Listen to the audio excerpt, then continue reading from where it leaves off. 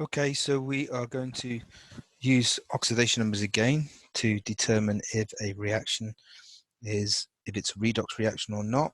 And if it is a redox reaction, can we see what's being oxidized and what's being reduced? Okay, so here we've got a reaction of potassium iodide, which is in solution.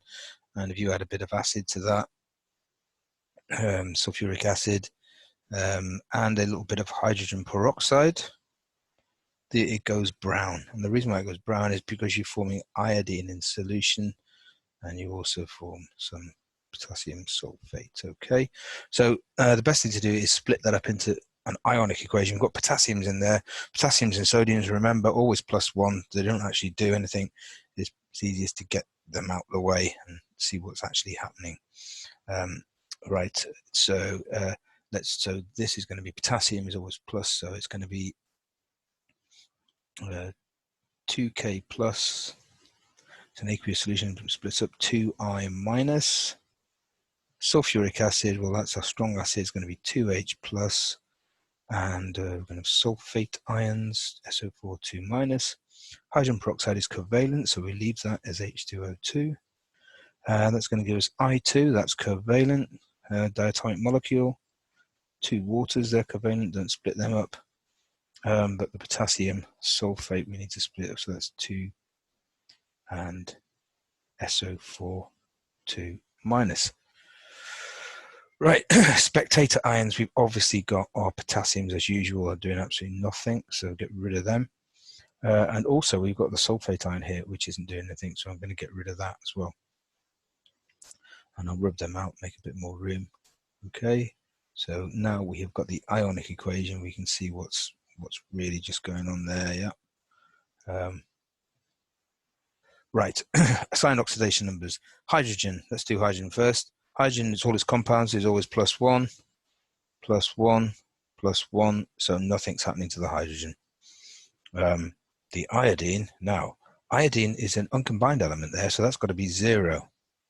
That's always a good one to spot those first, whereas iodide, what's the oxidation number of iodine in the iodide ion? It's got 1 electron it shouldn't have, so it's -1. So we can see there, the iodine has gone up. The iodine has been oxidized. So that means something else must be, another element must be reduced. The only other element we've got there is oxygen. So let's see, oxygen, oxidation number of oxygen, hydrogen peroxide, unusually, isn't it? Look, it is -1. So -1. Whereas in water, that's just this normal oxidation, it was -2. So we can see, yeah, the oxygen has gone from -1 to -2. The oxygen has been reduced. So it is a redox reaction.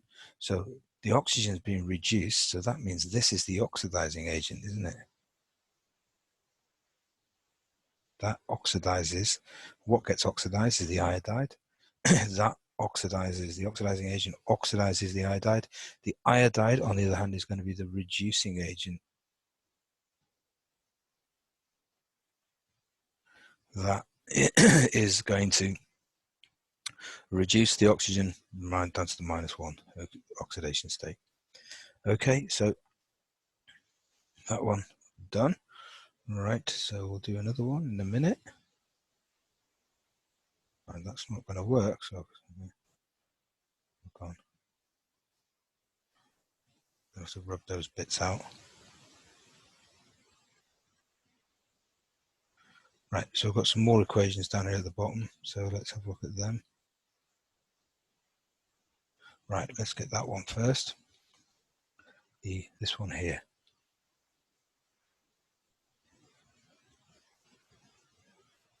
Right, so now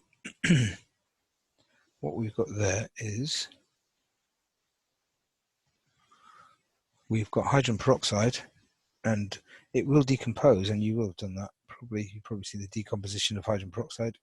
It doesn't happen unless you add a catalyst, such as manganese dioxide, or a biological catalyst like a little bit of liver, and there's an enzyme in that which catalyzes that. You get oxygen gas, it fizzes up, and you just get left with water.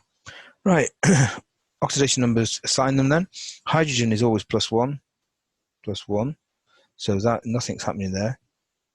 Oxygen, let's be careful with hydrogen peroxide because it is -1 there, isn't it? Now oxygen, the uncombined element, is 0, but oxygen in water is -2. So this is a bit different to usual. So usually, right, you have one element gets oxidized and one gets reduced. Here, let's see what's happening. Look, the oxygen, one of those oxygens, two of those oxygens, their oxidation is going up. So they are oxidized. But one of the other oxygens, that goes down. So that is reduced. So the element there is simultaneously oxidized and reduced. Or if you want to look at it the other way, one of them oxidizes the other and the other one reduces the other. And this has got a special name. This is called, and you don't actually need to know it for the A level, but it is called disproportionation.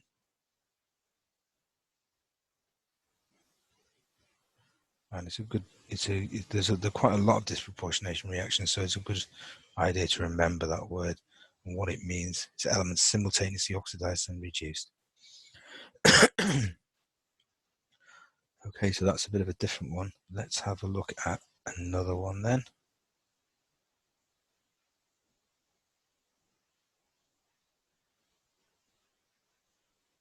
Let's have one down here. Right, this copper one here.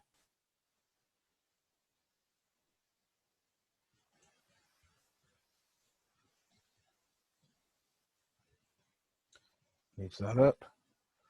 Right, so now this may be a little bit unfamiliar to you, some of these compounds. But what we've got here, this is copper oxide. Now it's not called, it's the usual copper oxide we've come across before is a black powder, and that's CuO, and that's copper 2 oxide. This one here is a reddish purplish color, and it's actually copper 1 oxide, Roman numerals. Now you can probably now guess what that Roman numeral stands for. 1, that's the oxidation number of the copper in there. Okay, let's just work out the oxidation of copper there. Sum of the oxidation numbers equals charge in the species, which is 0. So you've got 2 coppers.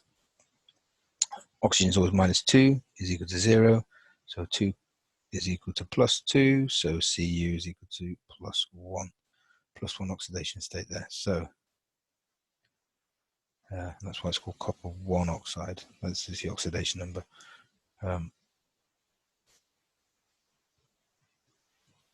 Transition metals quite often have two or more different possible oxidation states. So that's +1 for copper there.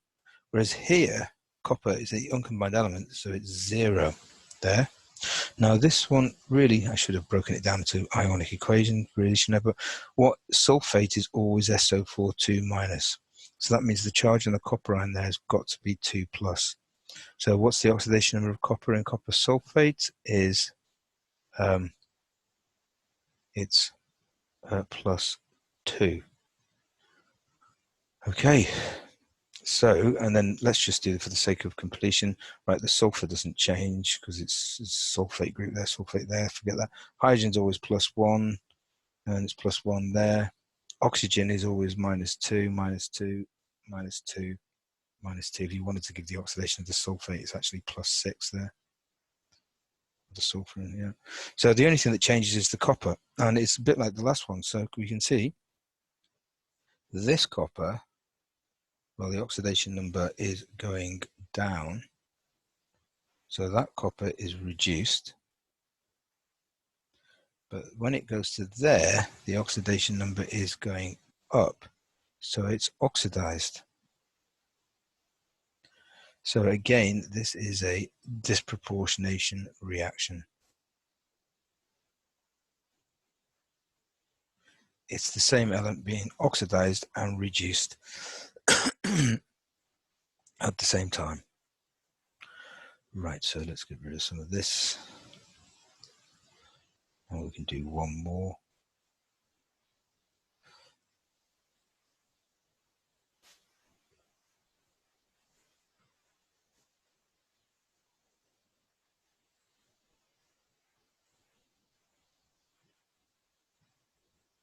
Right, got another equation down here. Right, let's have a look at this one, and you will have done this reaction at GCSE. Now what we've got sodium thiosulfate there. This stuff is sodium thiosulfate. That's in aqueous solution. And we add a bit of acid to that. And you form sodium chloride. You get SO2 gas, all right, which is actually pretty soluble. So you could put down AQ there because you don't actually see bubbling because it more dissolves, but you can smell it. And you get sulfur solid. So that means it goes cloudy.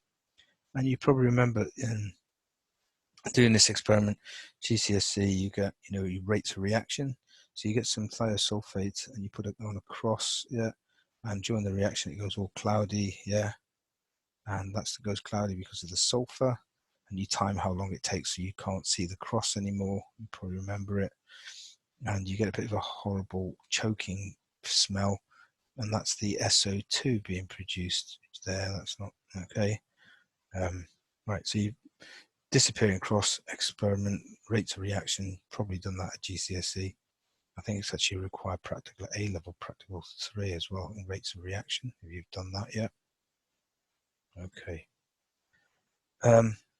Right, so let's break this down into an ionic equation. So we're going to have two sodium thiosulfate. Sodium is always Na plus, isn't it? And you're going to have two of them. So that means the thiosulfate ion is S2O3 2 minus. Hydrochloric acid is an acid, so you're going to have two H pluses and two chloride ions. Sodium chloride is an ionic solution, so you're going to get two Na pluses and two chloride ions, and you're going to get an SO2. Covalent, so you don't break that up. Sulfur, which is just an element, obviously you don't do anything with that. And H2O, which is covalent, so you don't break that up. Right, let's look for the spectator ions as usual. The sodiums, we can get rid of them, can't we? Because they don't change, they never change, they never do anything. The chloride ions in this case, they're not doing anything either. So we're going to get rid of them. Okay, so that is really all that's happening there.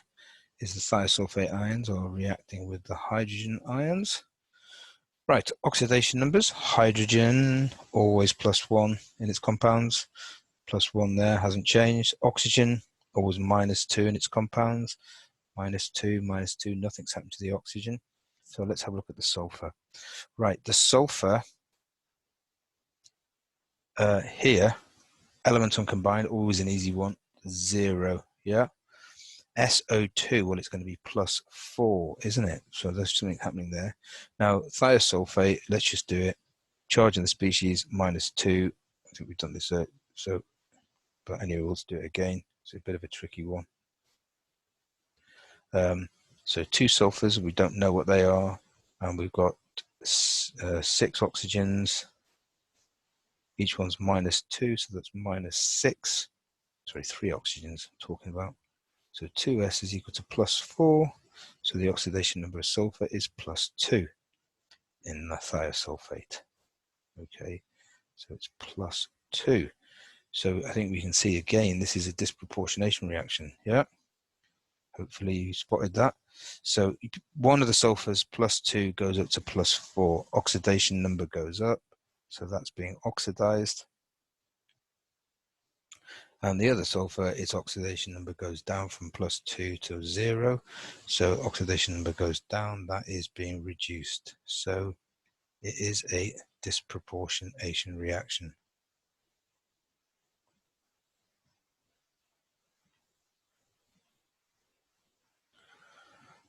Okay, so a few more examples of, and oh, I've got one equation left down there, haven't I? So let's do that before we finish off.